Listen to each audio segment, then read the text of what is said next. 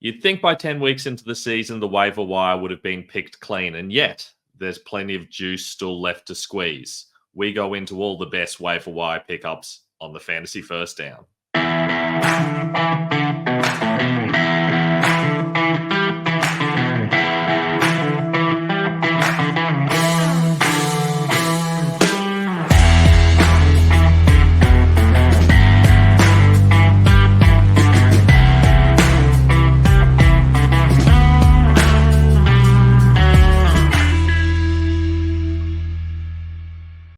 I'm Ben Wasley. Welcome to the Fantasy First Down. And as we do every Tuesday, we are going through the best waiver wire pickups to help sort your team out before we hit what is turning into a bit of a bye-pocalypse. There are 14 teams, nearly half the league, on buys in the next 3 weeks. So it's even more important than usual to get that depth right and to hopefully find some diamonds in the rough. If you haven't already, it would be great if you could like and subscribe on YouTube. We will have our Streamers and Stashes show coming up on Thursday, plus on Saturday, our Start Sit show as well. You can also ask questions in the comments, or you can check us out on Instagram at the Fantasy First Down and on Twitter at Fantasy First Down with no O. Plus, you can check out my articles at football.rasball.com and my rankings at ffdfantasyfootball.com. But let's get into the waiver wire pickups for this week. And the good news is, at least I can add PowerPoints back to the slide again, so we can go back to the normal graphics. And we're starting off with the QBs. Oh, man, it's really hard to love any of these guys. Bo Nix had that great matchup against Carolina last week, and he was okay, I guess. Had some chances for touchdowns that didn't quite hit. I think he easily could have been a top 10 guy, but it didn't quite turn out that way. But after really, in the first 4 weeks, when he had more rushing touchdowns than passing touchdowns, he's really come on in the last 5 weeks. He's been top 10 3 times, been top 20 every single week. So that's really good consistency. His rushing floor really helps. I feel like he's someone that you can't quite rely on going forward, but you can certainly feel good about. I don't love his matchup against KC, even though I think he might be okay. But moving forward, I do think there's a lot of good matchups coming up. So I do like him as a pickup and stash more than anything else. Trevor Lawrence is a better pickup for this week specifically. He was very good from a fantasy perspective last week.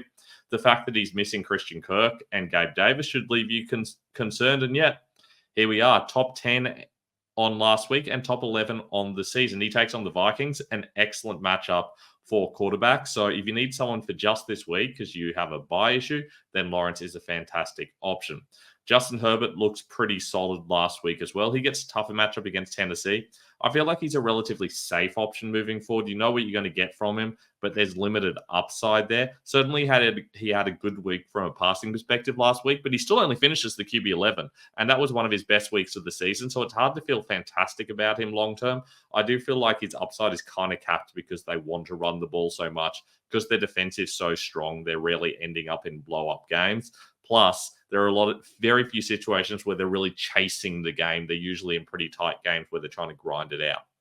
Russell Wilson, meanwhile, takes on Washington. Feel like this could be a relatively high-scoring game. Will they continue to pass a lot? I don't know. There's clearly some upside there. It's a solid matchup this week of the bottom guys. I feel like he's probably your best bet after Lawrence, but it's hard to feel fantastic about him. Plus, he's always at risk of losing his job to Justin Fields.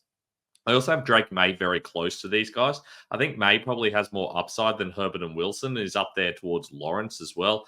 I feel like there is a possibility he's very good because they are going to end up in a lot of games where they need to score points. Doesn't have the best matchup this week. Primarily, I think most weeks he's going to struggle because they're going to be chasing games, but at least he's got that garbage time upside. He's got a rushing floor, so there are a lot of reasons to like Drake May as well. So if you're purely chasing upside, he's putting a second QB on your bench. Firstly, ideally don't, unless you're really struggling at QB and you've kind of got two of these poor, kind of random low-end guys going. Ideally, just starting your starter.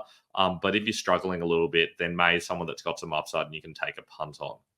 Running backs, and look, these are guys I talked about last week, Tyrone Tracy and Rico Dowdle. I've been talking about Rico Dowdle for so long. He's coming good, top 10 last week. Shouldn't be surprised by that. He's the clear starter in Dallas. He was hurt by the fact that he had a bye and then was out with an illness, and we saw just how bad Zeke and Dalvin Cook were. So assuming they get through the trade deadline without picking anybody up, then Dowdle is someone you definitely want on your rosters. Still available in like a third of leagues. That's insane. Same thing with Tyrone Tracy. He's taken over from Devin Singletary, the starting job. I didn't know if that was going to happen. I thought they were maybe easing Singletary back. That's not what happened. Tracy is the main guy, and he's looked very good. My colleague Kiwi called that in the preseason. He said that Tracy was going to take over. Tracy was going to be the guy to buy early in the season. He caused me to move Tracy way up my rankings in every setting. So shout out to him. He was 100% correct, and he loves hearing me say it. Jonathan Brooks coming back from injury this week. Either that or he's being shut down for the season, but the expectation is that he's coming back. They either have to take him off IR or shut him down for the season, and I believe they're going to be starting him this week. Now, he will definitely be eased back. So even if he's available in your league, don't expect to start him this week. It'll be one of those situations, kind of with Nick Chubb, where he gets 5 to 10 touches the first week, and then the next week he might get 10 to 15, depending on how that goes, that they might let him take over the lead role. But Chuba Hubbard has been pretty solid, so it's not a given that Brooks will ever turn into the starter. And speaking of someone that we hoped would turn into the starter and didn't really, Bucky Irving, in that ugly committee with Rashad White and Sean Tucker, the reason he's in here is because he does seem to be the main guy. He's getting the most touches, just not getting enough around the goal line. White's taking a lot of touchdowns, but especially while Mike Evans is out, and just in general, especially because Jalen McMillan's out, they don't have great wide receivers. They are using their running backs a lot in the passing game, and that gives Irving some upside, especially when they're not taking on the Chiefs.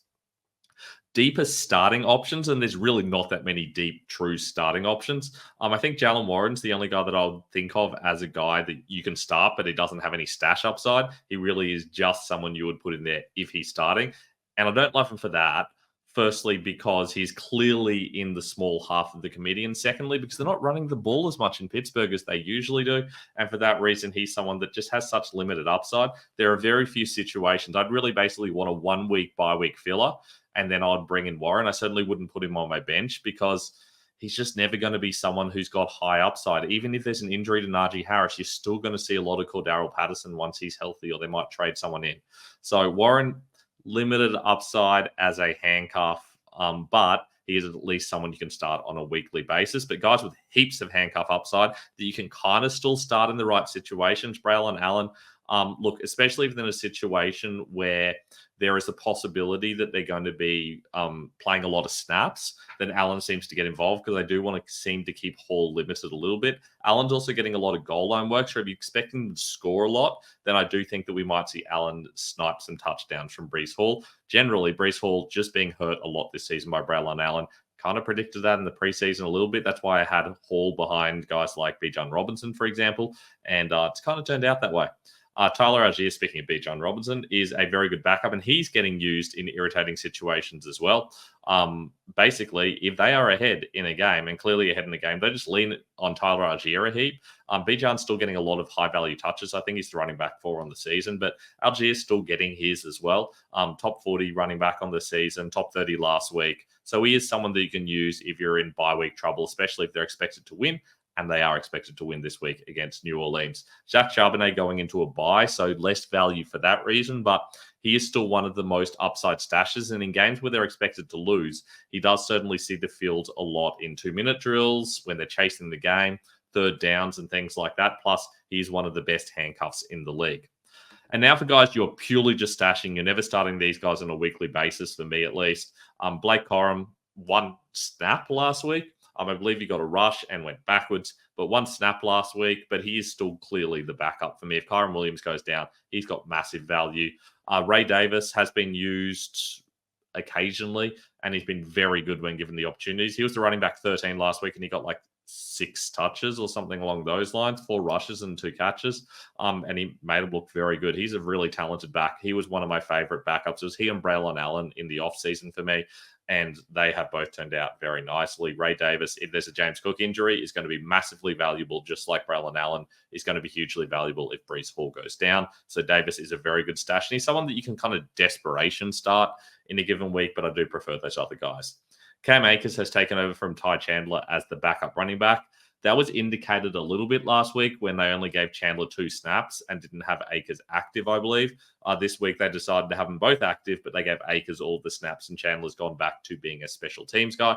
Disappointing for someone who is a fan of Ty Chandler, but he just wasn't getting it done. So they've gone to Cam Akers. He looked pretty good in limited opportunities. I do think this is going to affect Aaron Jones a little bit negatively, but for the most part, Akers is still a backup. If there's an injury to Jones, we've seen that Akers has really struggled to take the full load, but I do feel like he has plenty of upside in a pretty good offense where they are willing to use him. And Akers is a talented back if he can stay healthy and not fumble the ball. Trey Benson finally got some touches in a game where they weren't winning by 20 points or losing by 20 points or more, and it was relatively early in the game. Drew Petzing seemed to just be inclined to get him a little bit more involved. It is getting later in the season.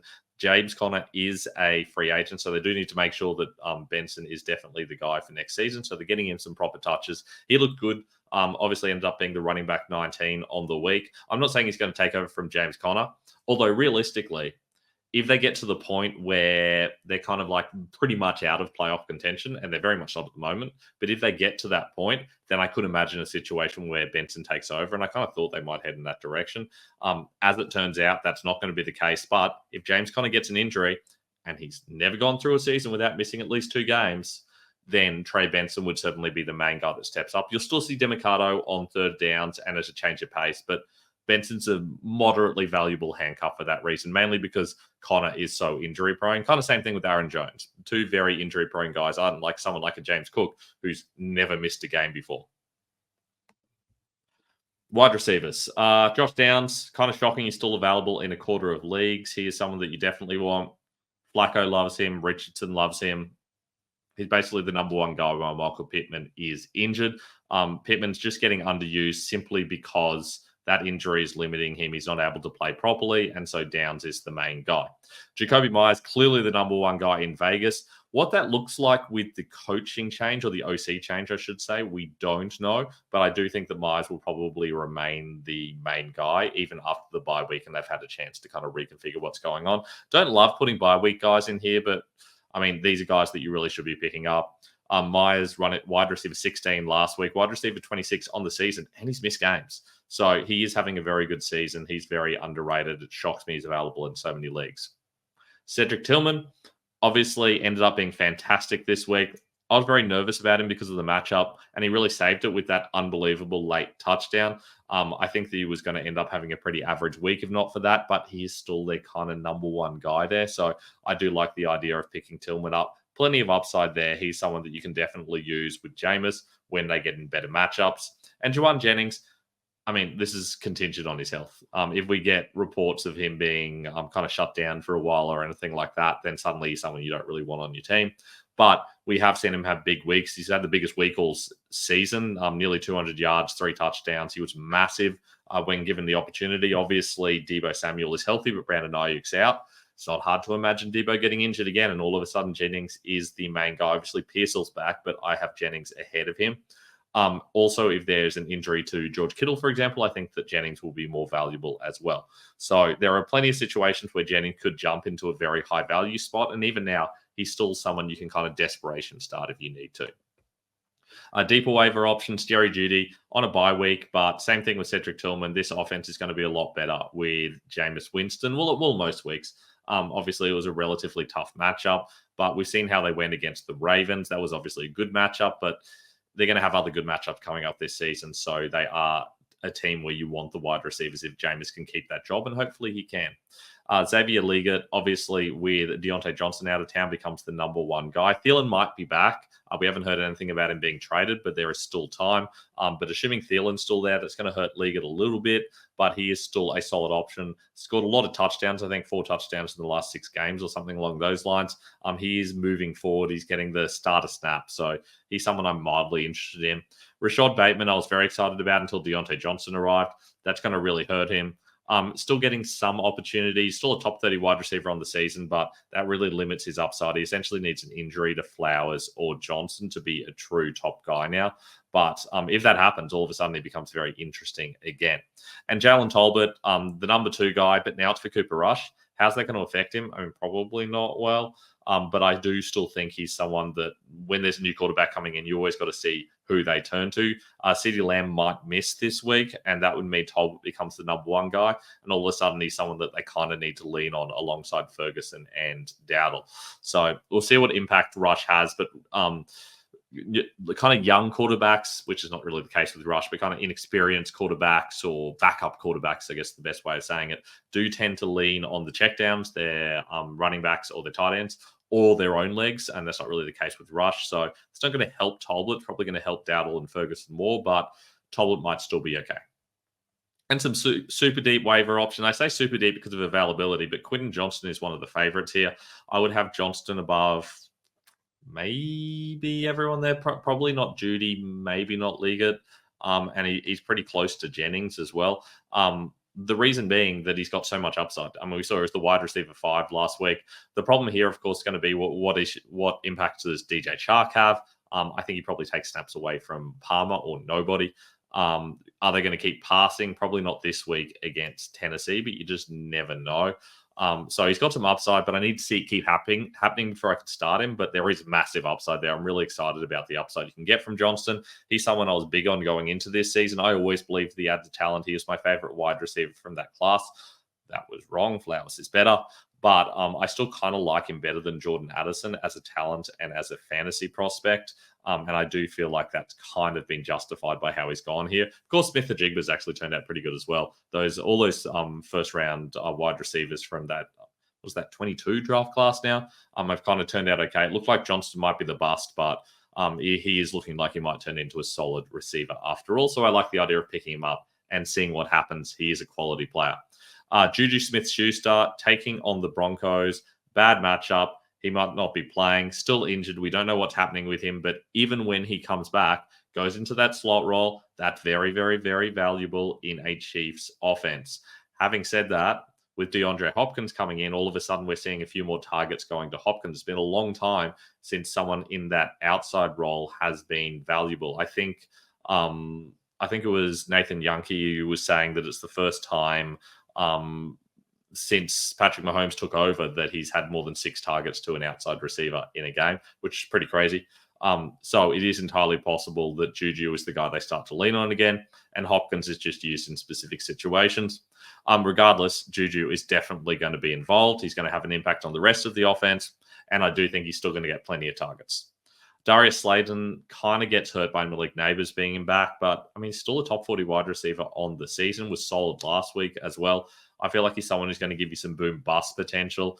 Look, it's crazy how much money he was asking for in the offseason. He's not that good, but he is still a solid option. He knows this offense really well. He has been their number 1 receiver a number of times. I feel like he's still going to be okay for Daniel Jones. And finally, Noah Brown really slipped under the radar, 2% owned, which is crazy. Obviously, people put their heads up when he had that crazy catch on that Hail Mary, but he has also been generally solid as well. He's been getting a lot of targets recently, so I do feel like there's plenty of upside with Noah Brown as a very, very super deep league low-end guy. For me, he's kind of going to end up being ranked around that 50 to 60 region most weeks, and that's higher than most other guys that are available in those super deep leagues. Tight ends, and what was previously a pretty barren landscape is kind of getting fleshed out a little bit. There's kind of 7 or 8 guys I really like. Guys like Kelsey and Kittle and Bowers, you can start pretty much any week. Njoku, I think, is a very solid option. Kate Otten's fantastic at the moment, obviously. Ingram and McBride are excellent. Jake Ferguson's even solid most weeks. Kyle Pitts is good when they're not winning games easily. But then it kind of falls off a little bit after that. And that's where these guys come in. Mike Gesicki, I talked about last week, especially my start-sit show, as someone I really liked last week when T. Higgins is out. If T. Higgins remains out, Gesicki's a must-start against Baltimore because when they are trailing, they really lean on him a lot more. And when Higgins is out, they lean on him a lot more. So if both of those things happen, all of a sudden you've got a big Gesicki game. And he's coming off a top tight end of the week performance, and by a long way, by nearly 10 points as well. So I wouldn't be surprised if he has another big week, assuming that Higgins is out. If Higgins plays, all of a sudden Gesicki probably falls back behind Taysom Hill. Taysom Hill's an excellent option, mainly because they just don't have any others. Alvin Kamara is the only player of their top 3 running backs and their top 3 wide receivers from earlier in the season who is still healthy. Kendre Miller is on IR. Jamal Williams is out, or at least was out last week, and I imagine will still be out this week. They're using Jordan Mims as their second running back. He's mostly a practice squad guy. At wide receiver, Chris Olave had that concussion. Given his history of concussions, I believe he's had 5 now. It's unlikely he'll be back this week, and he could be out for a little while. We saw that happen with Tua. Obviously, Rashid Shaheed's out for the season. Bub Means is injured. All of a sudden, it's like Mason Tipton is their top guy. They're kind of leaning on their tight ends a little bit in Juwan Johnson and Foster Moreau, but realistically, I think Taysom Hill's going to get a lot of looks around the goal line. He's going to get plenty of opportunities. The only question is, what impact does the firing of Dennis Allen have on Taysom Hill's role? I think potentially it does have a little bit of an impact, but it won't necessarily be a negative impact. It might be that they use him quite a bit regardless, just in slightly different ways. But I do think Taysom is someone that's worth picking up, even if you're not starting him this week. Also worth noting that Atlanta is one of the best matchup for tight ends, so Hill could have a good game for that reason as well. Hunter Henry has been very, very up and down, and he is ultimately the tight end 7 on the season. Not due to consistency, though. He's had some more big weeks more than anything else. He's solid under Drake May. I think he is someone you can kind of pick up and use a bye week filler. But he lacks the upside of this guy, Jatavian Sanders. This is very much a low-end option, but he's available in the vast majority of leagues. He's only owned in 1% of leagues and was a top 10 tight end this week, which will mean some people take notice. But it's worth understanding the context. He has been excellent anytime Tommy Tremble hasn't played. Now, he hasn't been 5 targets to 4 receptions and 87 yards excellent like he was this week, but we're talking like 50-plus yards, which is good for a tight end, especially for a rookie who's been mostly playing as a backup. Whenever Tremble's been out, Sanders has been excellent, but then immediately Tremble's come back and gone back to the starting role, and Tremble's been playing 70% of snaps and not been particularly good, and Sanders has been playing 30% of snaps. I don't know what they're doing, and I don't know why they're doing it, but you'd think at this point in time, with their season effectively over, and they really should be tanking, they should be working on their rookie, getting him out there, giving him opportunities. We know what they have in Tremble. Tremble's been around for ages. He's not very good. Give Jatavion Sanders the opportunity. He was my tight end 2 going into the season in Dynasty. I really do like him. He's got plenty of upside. Give him the chance to show what he can do. He's a great receiving tight end. And finally, kickers and DSTs. Koo's available in most leagues, but he's been poor the last 3 weeks, so I think he's probably going to be dropped in a few leagues. But he's got a great matchup against the Saints. They've conceded the second most points to kickers. So if he's available in your league or becomes available in your league, then please pick him up. And if not, I've gone the other way and gone to a guy who's owned in practically no leagues in Jude McAtamney. I don't know how to say that. I can't say anything with my accent, but I definitely can't say that. Not because I'm not Scottish, but just because no one can say that. Looked fine last week, but he takes on the Panthers, and you know my policy: start kickers and DSTs and running backs against the Panthers. So he's a good streamer kicker for this week. As for DST pickups, Chargers, I had them last week. Top 5 on the season, top 2 last week, top 3 the week before. Been talking about them a lot because they're really good. They get a fantastic matchup against Tennessee. Mason Rudolph is not good. Others Will Levis, which is why Tennessee sees one of the best DST matchups all season. Chargers is someone you absolutely have to start if they are available in your league. And there's a very good chance they will be, or that you will have them because you've listened to the show last week. And if they're not available, the Giants are available in most leagues. They get Carolina. They've actually been really good this season. They weren't necessarily last week, but DST 16 on the season. If you look at their matchups, they've been tough, but they've had a lot of sacks. They've had at least 4 sacks on 6 occasions in their 9 weeks against good teams. And that's impressive. They finally get a really good matchup against Carolina. They could go absolutely ham on Carolina. Or maybe they won't because it's DSTs and they're so darn random, you just absolutely never know. But that I think is the best bet if you can't get the Chargers. I think the Giants are going to be good if none of the best normal top-end options are available. And that's it for the Waiver Wire show for Week 10. I look forward to talking to you guys on Thursday when I'll take you through my streamers and stashes. If you've got questions, please hit me up on Instagram at the Fantasy First Down, Twitter at Fantasy First Down with no O. My rankings will be out in the coming days at ffdfantasyfootball.com. And you can check out my streamers and stashes and wide receiver start sit articles over at football.rasball.com in the coming days as well. In fact, I think the streamers and stashes one, it will probably be out already or very soon. And finally, if you could like and subscribe on YouTube, that helps us out as well. I look forward to chatting to you next time on the Fantasy First Down.